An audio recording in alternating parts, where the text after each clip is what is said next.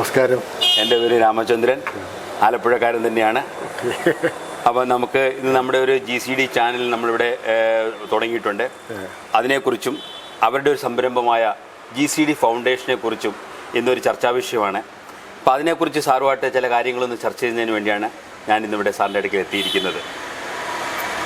വളരെ സന്തോഷം.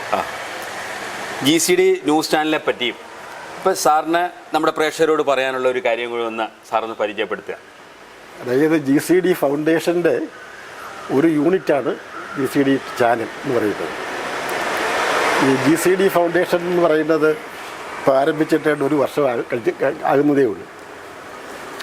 ഇത് എൻ്റെ പ്രിയപ്പെട്ട സുഹൃത്ത്, ഇതിൻ്റെ ഒരു മെയിൻ ആളായിട്ടുള്ള ജയകുമാറാണ്.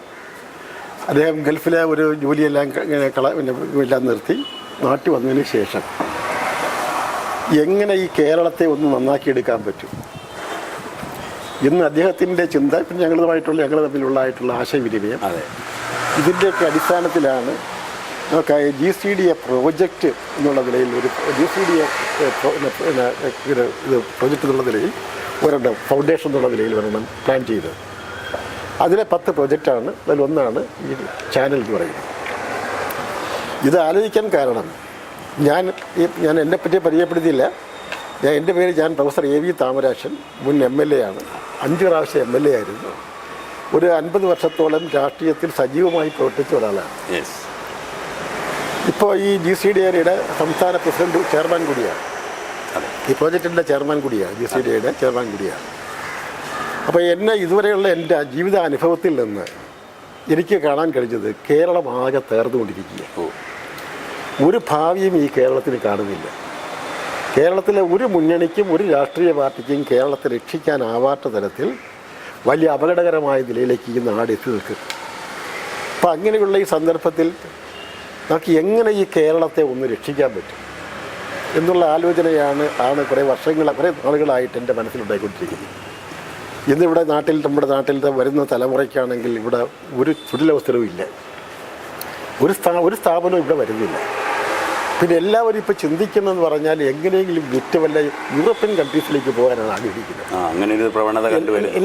എല്ലാ പിള്ളേരും അല്പം സാമ്പത്തിക ശേഷിയുള്ളവരെല്ലാം ഉള്ളതെല്ലാം വിറ്റ് ബാങ്ക് ലോൺ എടുത്ത് എല്ലാവരും യൂറോപ്യൻ കൺട്രീസിലേക്ക് പോവുകയാണ്. ഇവിടെ ഒരു സാധ്യത ഇവിടെ ഇല്ല. അപ്പോൾ അങ്ങനെ പോകാൻ ആഗ്രഹിക്കുന്നത്. പണ്ട് ഇവിടെ നമ്മുടെ കേരളത്തിൽ ഒരു വലിയ ഗുണമുണ്ടായിരുന്നു പറഞ്ഞാൽ വിദേശ നാണ്യം ഇന്ത്യയിൽ ഏറ്റവും കൂടുതൽ വന്നിരുന്നത് കേരളമായിരുന്നു. അത് പ്രധാനമായിട്ടും ഗൾഫ് കൺട്രീസിലെ വരുമാനമായിരുന്നു. ആ ഗൾഫ് കൺട്രീസിലെ വരുമാനത്തിലും ഗണ്യമായ കുറവുണ്ട്. പിന്നെ നമ്മുടെ നാട്ടിൻപുറത്താണെന്ന് വരികിൽ ഒരൊറ്റ ചെറു കച്ചവടങ്ങളൊന്നും എല്ലാം പൂട്ടേണ്ടി വരും.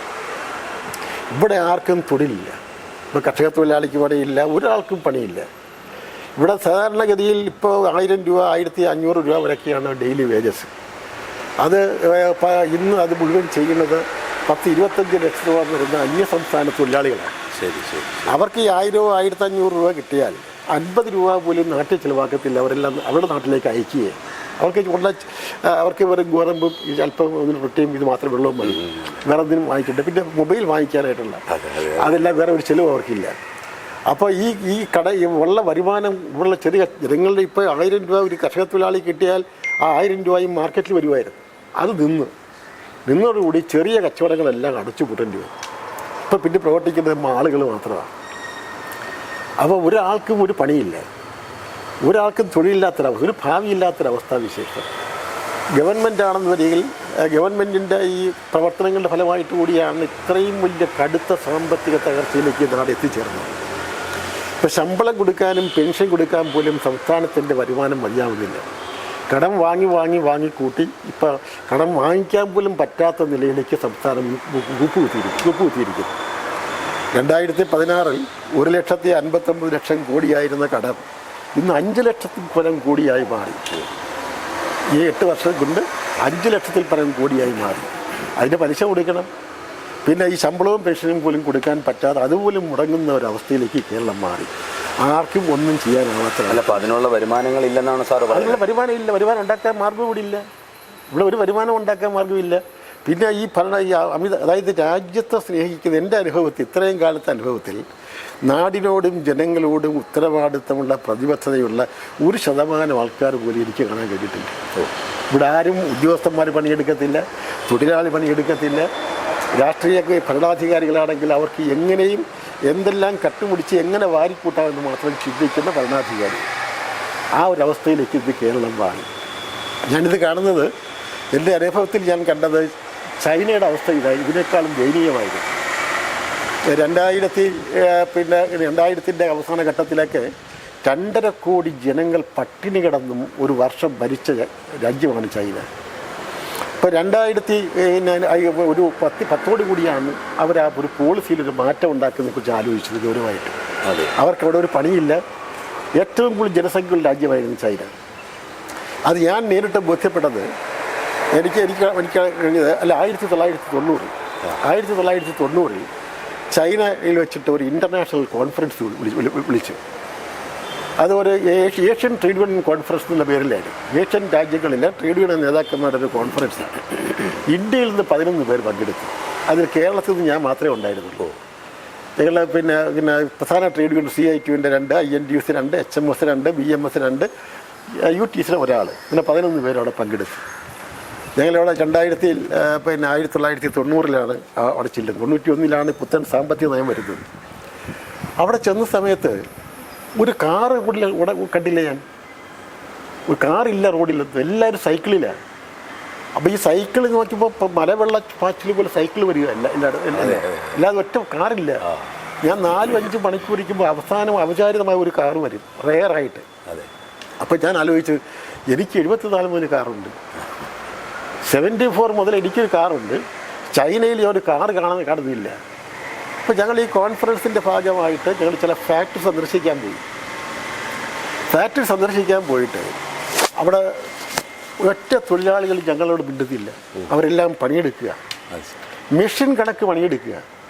നമ്മൾ നോക്കി അത്ഭുതപ്പെട്ടു അവിടെ വർക്ക് കാണുമ്പോഴത്തേക്ക്.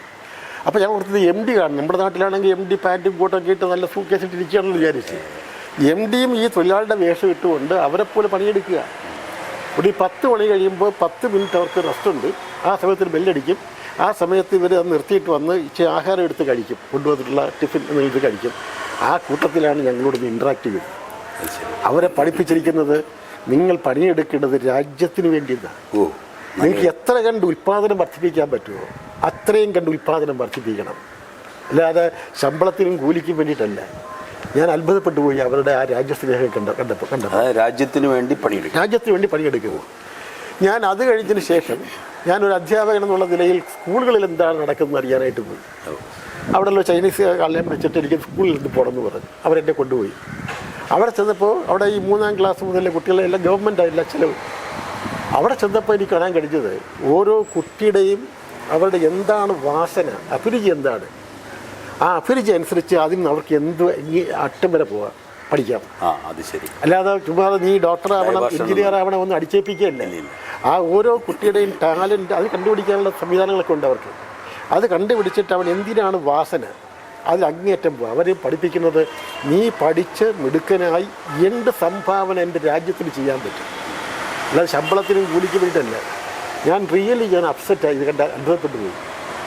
ഇത് 1990 അപ്പോൾ 91 പുത്തൻ സാമ്പത്തിക നയം വന്ന് അവർ ചൈന ഒരു പോളിസിയൊക്കെ ഒന്ന് മാറ്റി.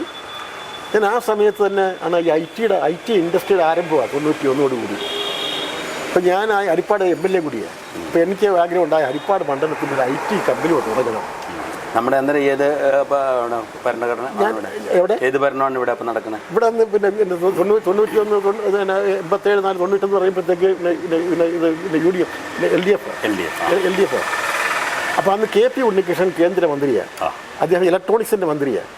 ഞാനും ഉണ്ണികൃഷ്ണനായിട്ട് നല്ല അടുപ്പമാണ്. അപ്പം ഞാൻ ഡൽഹി ചെന്നപ്പോൾ ഉണ്ണികൃഷ്ണനോട് പറഞ്ഞ് എനിക്ക് ഒരു IT കമ്പനി തുടങ്ങണം കേരളത്തിൽ, നിങ്ങളത് ഹെൽപ്പ് ചെയ്യണമെന്ന് പറഞ്ഞു. അപ്പോൾ അദ്ദേഹം പറഞ്ഞ് ITയുടെ സെക്രട്ടറി ഒരു BS റാവു, ആന്ധ്രാക്കാരൻ, ഒരു IAS BS റാവുവാണ്. അദ്ദേഹം കാനഡയിൽ പോയിട്ടുണ്ട്, താൻ കൂടെ പോയിക്കൊള്ളാൻ പറഞ്ഞു. അങ്ങനെ ഞാൻ പോയി റാവുവിനെ കണ്ട് റാവുമായിട്ട് പോയി. അവിടുന്ന് തന്നെ ഞാൻ പാസ്പോർട്ടൊക്കെ സംഘടിപ്പിച്ച് റാവുമായിട്ട് കാനഡയിൽ പോയി. കാനഡയിൽ അദ്ദേഹത്തിന് ലവാൽ യൂണിവേഴ്സിറ്റിയിലെ ഒരു പ്രഭാഷണമുണ്ട്. ഞങ്ങളവിടെ ചെന്ന് എൻ്റെ ഒരു ഫ്രണ്ടിൻ്റെ വീട്ടിൽ അവിടെ ടൊറൻറ്റോയിൽ താമസിച്ച്, അമ്പലപ്പുഴയുടെ വേണുവിൻ്റെ വീട്ടിൽ താമസിച്ച് ഞങ്ങൾ അവിടെ ലവാൽ യൂണിവേഴ്സിറ്റിയിൽ പോയി. അതെല്ലാം പങ്കെടുത്ത് കഴിഞ്ഞ് പിറ്റേ ദിവസം കാനഡയിലെ ഏറ്റവും വലിയ IT കമ്പനി മൈറ്റൽ എന്ന് പറയുന്ന കമ്പനിയിൽ ഒരു കോൺഫറൻസ് വെച്ചു. ഞങ്ങളവിടെ ചെന്ന് ഞാൻ എൻ്റെ കാര്യം ഞങ്ങൾ ഇന്ത്യ ഗവൺമെൻറ്റിൻ്റെ പ്രതിനിധിയല്ലേ പങ്കെടുക്കുന്നത്. വലിയ ഭയങ്കര വലിയ സ്വീകരണമൊക്കെ ആയിരുന്നു. ചെന്ന് ഞാനിത് എൻ്റെ ആഗ്രഹം പറഞ്ഞ് അതിനെപ്പറ്റി പരിചയപ്പെടുത്തി അവിടുത്തെ ജനപ്രതിനിധിയാണ്. പിന്നെ ആ മണ്ഡലത്തിൽ ഒരു IT ഫാക്ടറി തുടങ്ങണമെന്ന് ആഗ്രഹമുണ്ട്. അപ്പോൾ അവർ പറഞ്ഞത് അവിടെ അന്ന് കാനഡയിൽ ഒരു തൊഴിലാളിയുടെ ശമ്പളം 1 ലക്ഷം രൂപയാണ്. 1 ലക്ഷം രൂപ 1 ലക്ഷം രൂപ. ചൈനയിൽ അത് 2000 രൂപയേ ഉള്ളൂ. അപ്പോൾ അവർക്ക് ഈ കാനഡയിലെ ഒരു തൊഴിലാളിയുടെ കാലത്ത് 50 തൊഴിലാളി അവിടെ ഹയർ ചെയ്യാം. ശരി. എന്ന് മാത്രമല്ല 4 കനേഡിയൻ തൊഴിലാളി പണിയെടുക്കുന്ന പ്രൊഡക്ഷൻ അവിടെ ചൈനീസ് തൊഴിലാളികൾ ഉത്പാദിപ്പിച്ചു തരും. അപ്പോൾ 200 തൊഴിലാളികളുടെ നേട്ടമാണ് ഒരാളുടെ ശമ്പളം കൊണ്ട് അവർക്ക് അവിടെ നേടാൻ പറ്റുന്നത്. അവിടെ വേറെ ഒന്നും കൊടുക്കുക, ചെന്ന് ഇൻവെസ്റ്റ്മെൻറ്റ് പ്രൊഡ്യൂസ് ചെയ്യുക, തിരിച്ചു കൊണ്ടുപോരുക. അതിന് ഓരോ പ്രശ്നമാണ്. അവിടെ ഒന്നും വിൽക്കാൻ പറ്റത്തില്ല. തിരിച്ചു കൊണ്ടുവരിക. അവർക്കതാ വേണ്ടത്. അവരെല്ലാം നിർത്തിയിട്ട് അങ്ങോട്ടേക്ക് പോവാണെന്ന് പറഞ്ഞു. എന്നിട്ട് പറഞ്ഞത് ഈ ഇന്ത്യയിലെ നോക്കി ചോദിച്ചപ്പോൾ പറഞ്ഞത് കേരളത്തിൽ 7 പേര്, അവിടെ 4 ഇവിടെ 7 തൊഴിലാളി പണിയെടുക്കുന്ന പ്രൊഡക്ഷനാണ് ഒരു ചൈനീസ് തൊഴിലാളി.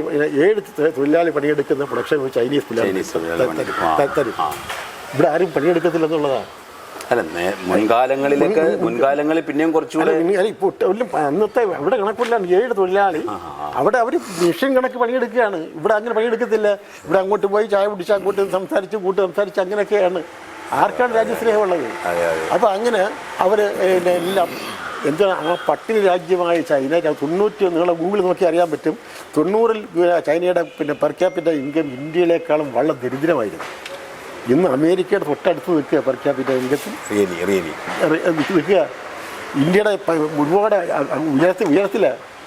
ഇന്ത്യ 5ാം സ്ഥാനത്ത് പറഞ്ഞെങ്കിലും അതിന് വ്യത്യാസം വളരെ വലുതാണ്. ഇന്ന് ലോകം മുഴുവൻ നിയന്ത്രിക്കാൻ കഴിയുന്ന ഒരു ശക്തിയായിട്ട് ചൈന മാറി.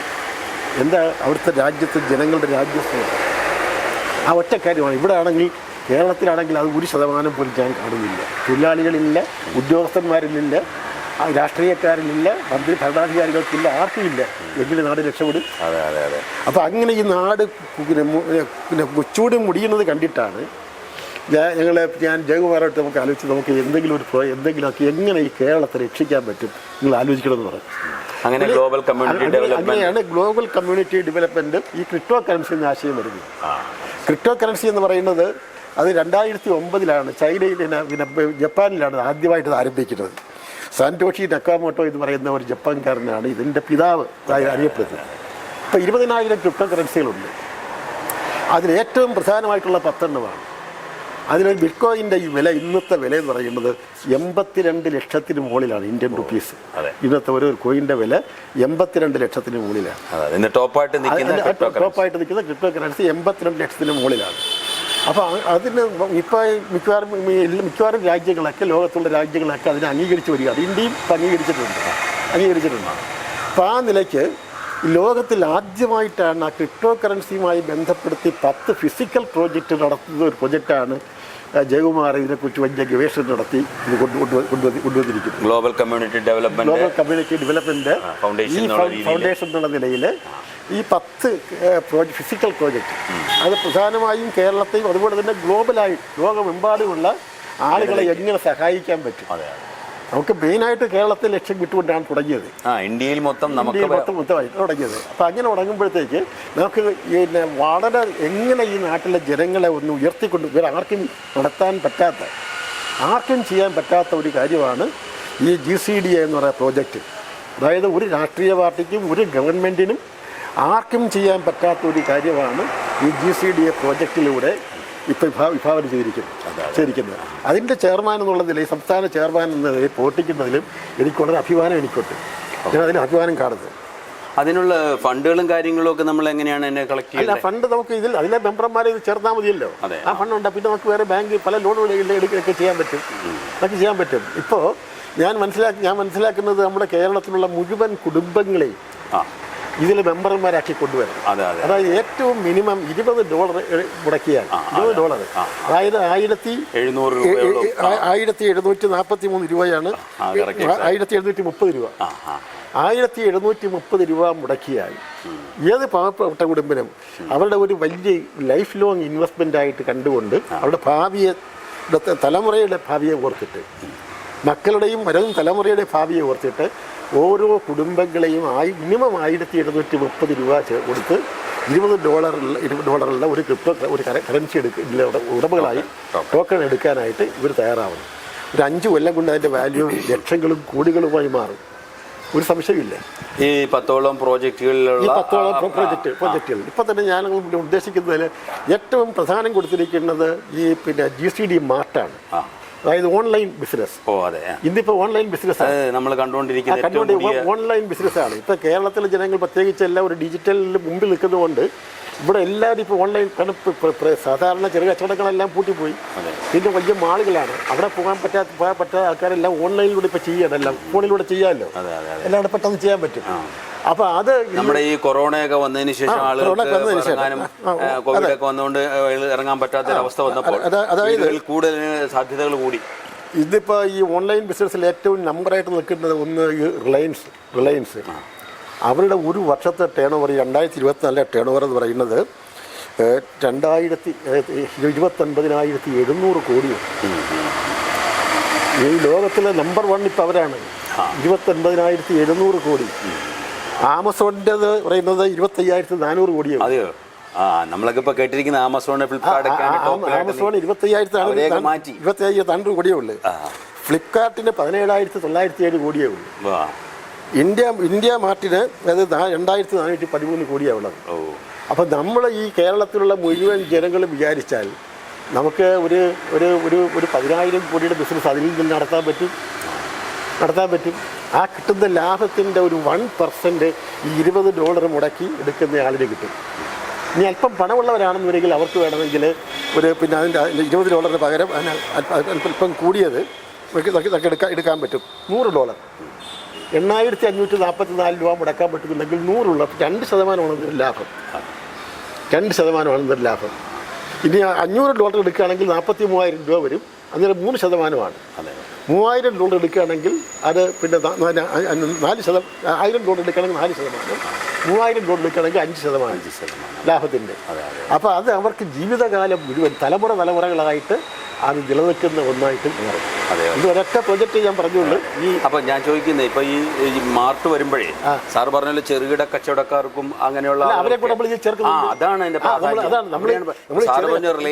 നമ്മൾ ചെറിയ കച്ചവടക്കാര് അവർക്ക് അവരുടെ പ്രാധാന്യം മനസ്സിലാക്കിയിട്ട് അവരെ കൂടെ ഇതിൽ മെമ്പർമാരാക്കിക്കൊണ്ട് അവരിലൂടെയും നോക്കി ചെയ്യാൻ പറ്റും. അതെ, ഇന്നിപ്പോ അവർ വീടുകളിൽ പോലും അടച്ചിട്ടിട്ട് വലിയ ബുദ്ധിമുട്ടിലാണല്ലോ. സാർ പറഞ്ഞ റിലയൻസ് ഒക്കെ ഇത്രയും കയറി നിൽക്കുന്നു, ഈ ചെറുകിട കച്ചവടക്കാർ അടഞ്ഞു പോകുന്നു. അപ്പൊ ഈ ഒരു മാർട്ട് വരുന്നതുകൊണ്ട് വഴിപൊട്ടി നമ്മൾ ഇത് വരുന്നതോടുകൂടി മുഴുവൻ ചെറു കച്ചവടക്കാരെയും നമ്മൾ ഇതിൽ മെമ്പർമാരാക്കി അവരിലൂടെ നോക്കി ബിസിനസ് സാധനം നോക്കി സപ്ലൈ ചെയ്യാൻ പറ്റും. അവരുടെ പ്രോഡക്റ്റുകളാണെങ്കിലും അവരുടെ പദ്ധതികളാണെങ്കിലും കേരളത്തിലുള്ള എല്ലാ വാർഡ് അടിസ്ഥാനത്തിൽ നമുക്ക് ഒരൊറ്റ വീടില്ലാതെ എല്ലാവരെയും മെമ്പർമാരാക്കി കാര്യങ്ങൾ പറഞ്ഞ് ബോധ്യപ്പെടുത്തി $1,733 അവർക്ക് ഒരു കുടുംബത്തിൽ എങ്ങനെ ഉണ്ടാക്കാൻ പറ്റും, എന്ത് ത്യാഗം ചെയ്ത് ഉണ്ടാക്കണം മക്കൾക്ക് വേണ്ടി, മക്കളുടെ വരും തലമുറയുടെ ഭാവിക്ക് വേണ്ടി. അങ്ങനെ ഉണ്ടാക്കിക്കൊണ്ട് ഇത് വന്നു കഴിഞ്ഞാൽ ലോകം അറിയപ്പെടുന്ന ഒരു പ്രോജക്റ്റായി. കാരണം ഈ GCDA പ്രോജക്റ്റ് എന്ന് പറയുന്നത് ഈ തലമുറകൾ എത്ര നാളും ഈ ലോകം ഉണ്ടാവുമെന്ന് അറിയത്തില്ല. ആ ഉണ്ടാവത്തോളം കാലം ഈ പ്രോജക്റ്റ് മറ്റൊരു രാഷ്ട്രീയ പാർട്ടിക്കും ഒരു ഗവൺമെൻറ്റിനും ആർക്കും ചെയ്യാനാവാത്ത സംഭാവന ചെയ്യാൻ പറ്റും, അവരുടെ ജീവിതത്തിൽ ഉണ്ടാക്കാൻ പറ്റും എന്നുള്ള വിശ്വാസമാണ് എന്നെ ഇതിലേക്ക് പിന്നെ പ്രവർത്തിക്കാനായിട്ട് പ്രേരിപ്പിച്ചത്. അല്ല, സാറിനെ പോലുള്ള ആളുകളുടെ ഇങ്ങനെ ചിന്താഗതിയുള്ള ആളുകളാണ് നമുക്ക് രാജ്യത്തിന് വേണ്ടത്. ആ ചിന്താഗതി ഇപ്പോൾ സാറിനെ ഇരുത്തിക്കൊണ്ട് ഞാൻ പറയുന്നതല്ല, അപ്പോൾ സാർ ഇങ്ങനൊരു ചിന്താഗതി ഓപ്പണായിട്ട് പറയാനും അല്ലെങ്കിൽ ഇതുപോലൊരു പ്രോജക്റ്റുമായിട്ട് ബന്ധപ്പെട്ട് നിൽക്കാനും ഇന്ന് പല രാഷ്ട്രീയക്കാരുകളും പറയുമ്പം അവരൊന്നും താല്പര്യപ്പെടുകയില്ല. ഒരു പ്രോജക്റ്റുമായിട്ട് താല്പര്യപ്പെടുമ്പം അവരൊക്കെ ഈ കോർപ്പറേറ്റിൻ്റെ പുറകെ പോകുന്ന ആളുകളാണ്. ഇപ്പോൾ ഒരു സാധാരണക്കാരനായ ഒരു പ്രവാസിയായ ജയകുമാർ നടത്തുന്ന അല്ലെങ്കിൽ ഒരു രാജ്യത്തിന് വേണ്ടിയിട്ട് ഒരു ഗ്ലോബൽ ഡെവലപ്മെൻറ്റിന് വേണ്ടിയിട്ട് ഇറങ്ങിത്തിരിക്കുന്ന ജയകുമാറിനെ പോലെയുള്ള ആളുകളെ സപ്പോർട്ട് ചെയ്യാൻ തുലോ ആളുകളില്ല. അവരെല്ലാം ഇന്ന് കോർപ്പറേറ്റിൻ്റെ പുറകെ പോകുന്ന കോർപ്പറേറ്റുകളെ തേടി പോകുന്ന ആളുകളാണ്. എല്ലാ പദ്ധതിയും അങ്ങനെയാണ്. പക്ഷേ നമ്മൾ പ്രവർത്തിച്ചു കഴിഞ്ഞാൽ ഇതിൻ്റെ അധികം നാൾ വേണ്ടി വരില്ല. ഇത് എല്ലാ ജനങ്ങളും ഏറ്റെടുക്കും. എനിക്ക് നല്ല പൂർണ്ണ വിശ്വാസമുണ്ട്. കേരളത്തിലെ മുഴുവൻ ജനങ്ങളും അവരുടെ പ്രോജക്റ്റായിട്ട് ഏറ്റെടുക്കും. നമ്മളിപ്പോൾ ഇത് എങ്ങനെയാണ് അവരെല്ലാ സാധനങ്ങളും അവർക്ക് നേരിട്ട് വാങ്ങിക്കാൻ പറ്റും. അവർ മെമ്പർമാരായി അവർക്ക് എല്ലാ സാധനവും അവർക്ക് വേണ്ട എല്ലാ സാധനങ്ങളും നമ്മൾ കിട്ടാനുള്ള മാർക്കറ്റിംഗ് സംവിധാനം ഉണ്ടാക്കും. അപ്പോൾ ഇതെങ്ങനെയാണ് നമ്മൾ ജനങ്ങളിലേക്ക് എത്തിക്കണമല്ലോ? എത്തിക്കുന്നതിനാണ് ഇപ്പം ജില്ലാ തലത്തിൽ നമ്മൾ സംവിധാനം ഉണ്ടാക്കിയിട്ടുണ്ട്. സംസ്ഥാന തലത്തിൽ കമ്മിറ്റി ഉണ്ട്. അപ്പം താലൂക്ക് അടിസ്ഥാനത്തിൽ കമ്മിറ്റി ഉണ്ടാക്കും. പിന്നെ പഞ്ചായത്ത് തലത്തിൽ കമ്മിറ്റി ഉണ്ടാക്കും. ആ പഞ്ചായത്ത് തലത്തിലെ കമ്മിറ്റി വാർഡ് അടിസ്ഥാനത്തിൽ ഉണ്ടാക്കിയിട്ട് അവർ ഓരോ വീടും സന്ദർശിച്ച് നമ്മളൊരു നോട്ടീസ് അവരൊക്കെ തയ്യാറാക്കി ഇതിൻ്റെ എല്ലാ കാര്യങ്ങളും പറഞ്ഞ് അവരെ കൊടുത്തുകൊണ്ട് എല്ലാ വീട്ടിൽ കയറി ഇറങ്ങി വർക്ക് ചെയ്യിക്കും. പിന്നെ അതിന്റെ ഭാഗമായിട്ടാണ് നമ്മുടെ ചാനലിന്റെയും കൂടി അത് മാത്രമല്ല ഇതിന്റെ കീഴില്ലാത്ത ഒരു 10ഓളം പ്രോജക്റ്റുകളാണ്. ഞാൻ ഒരെണ്ണേ പറഞ്ഞുള്ളൂ. പിന്നെ സൂപ്പർ മാർക്കറ്റ് ഉണ്ട്. സൂപ്പർ മാർക്കറ്റ് ഇപ്പൊ സൂപ്പർ മാർക്കറ്റിന്റെ ഒരു യുഗമാണ്. നമ്മൾ GCDയുടെ മാർക്കറ്റ് ആയിട്ടുള്ള GCDയുടെ പേരുള്ള സൂപ്പർ മാർക്കറ്റ് എല്ലാ പട്ടണങ്ങളിലും നമ്മൾ ആരംഭിക്കും. എല്ലാ പട്ടണങ്ങളും ആരംഭിക്കും. അതിന് മുന്നോട്ട് വരുന്ന ആൾക്കാർക്ക് അവർക്ക് തന്നെ ഇൻവെസ്റ്റ് ചെയ്തിട്ട് അവർക്ക് നമ്മൾ ഇതിൻ്റെ എല്ലാം കൊടുക്കും. അവർക്ക് അതിൻ്റെ ലാഭവിഹിതം കിട്ടും. ആ തരത്തിലുള്ള പിന്നെ സൂപ്പർ മാർട്ടുകൾ. പിന്നെ പിന്നെ മീഡിയ ആൻഡ് ഫിലിം ഇൻഡസ്ട്രി ഇവിടെ വരുന്നതല്ലേ. പിന്നെ അഗ്രികൾച്ചർ ആൻഡ് ഫാമിംഗ്, കാർഷിക മേഖല. കേരളത്തിൽ കാർഷിക മേഖലയിലും ഫാമിംഗ് മേഖലയിലും നമുക്ക് എന്തൊക്കെ ചെയ്യാൻ പറ്റും? അവരുടെ ഉൽപ്പന്നം നമ്മൾ മാർക്കറ്റ് ചെയ്യും. അവരുടെ ഉൽപ്പന്നങ്ങൾ നമ്മൾ മാർക്കറ്റ് ചെയ്യും. അവരെങ്ങനെ നമ്മൾ പ്രൊമോട്ട് ചെയ്ത് എല്ലാം പ്രൊമോട്ട് ചെയ്തുകൊണ്ട്